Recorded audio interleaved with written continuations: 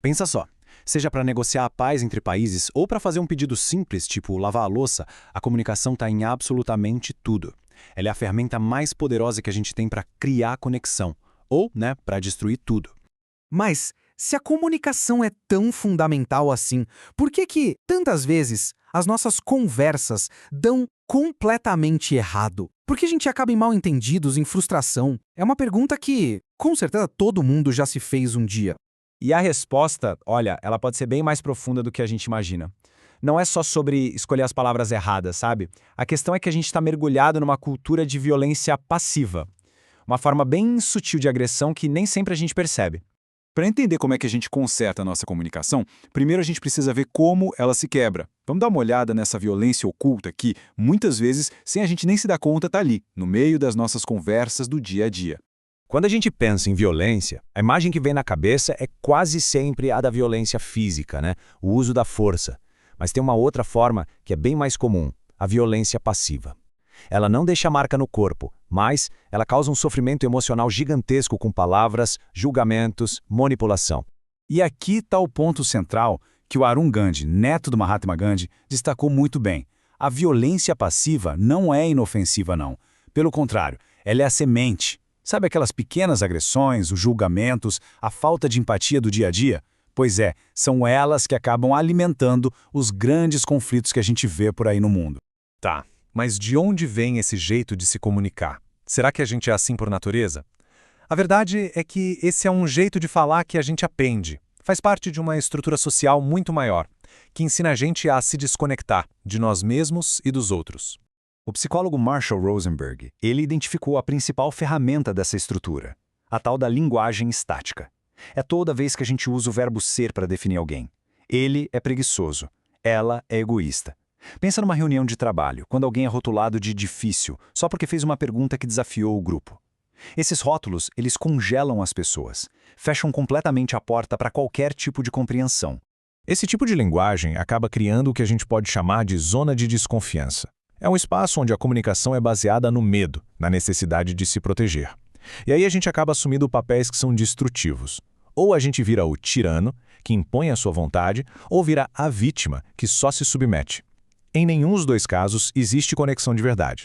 E esse jeito de pensar, ele vai muito além da linguagem, sabe? Ele está enraizado em como a nossa sociedade funciona. A justiça foca em punir quem está errado. As discussões são sobre quem tem a razão. O poder é usado com base no medo, na culpa, e a gente é ensinado a obedecer. Tudo isso são mecanismos que só reforçam a desconexão.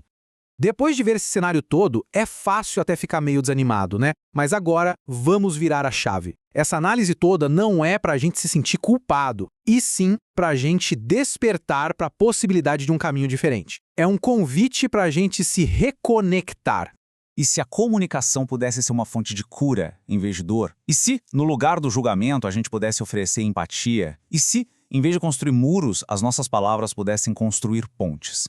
É exatamente aqui que entra a comunicação não violenta, a famosa CNV. E olha, é muito mais do que uma técnica, viu? É uma mudança de intenção. É uma escolha consciente de se comunicar de um jeito que gere bem-estar, tanto para a gente quanto para os outros, partindo de um lugar de compaixão, de autenticidade. Então tá. Mas como é que a gente faz essa transição?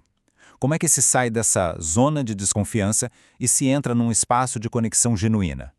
Bom, não é como ligar um interruptor, não. É uma jornada.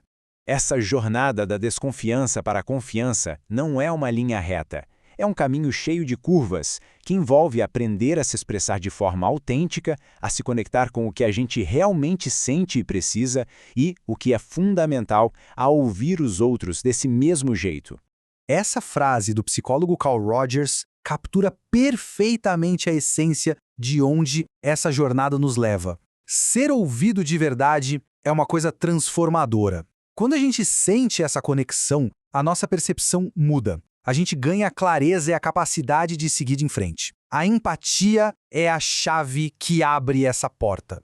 Agora a gente chega na parte final da nossa análise, onde a gente vê o verdadeiro potencial de mudar o nosso jeito de se comunicar. Se as palavras podem criar muros, elas também têm o poder de abrir janelas. O Arun Gandhi nos lembra de novo que a mudança começa na gente. O jeito como a gente fala não é um detalhe, é o ponto de partida para abrir janelas em vez de construir muros. Cada conversa é uma chance de praticar essa mudança. A poetisa Ruth Bebermaier resumiu essa ideia de um jeito lindo e muito profundo. As nossas palavras têm esse poder duplo. Elas podem ser paredes que nos separam, que nos prendem em julgamentos, ou elas podem ser janelas, que nos permitem ver a humanidade no outro e nos libertam. O poema é um convite para que a nossa intenção, tanto ao falar quanto ao ouvir, seja sempre a de deixar uma luz de compaixão brilhar. E ele também reconhece a nossa vulnerabilidade. Comunicar o que é importante para a gente é um risco. Por isso, a comunicação vira uma dança, um pedido de colaboração, onde um ajuda o outro a ser compreendido, e assim, a ser livre. No fim das contas, tudo se resume a isso. A violência passiva é real e ela alimenta conflitos. A linguagem que rotula nos aprisiona.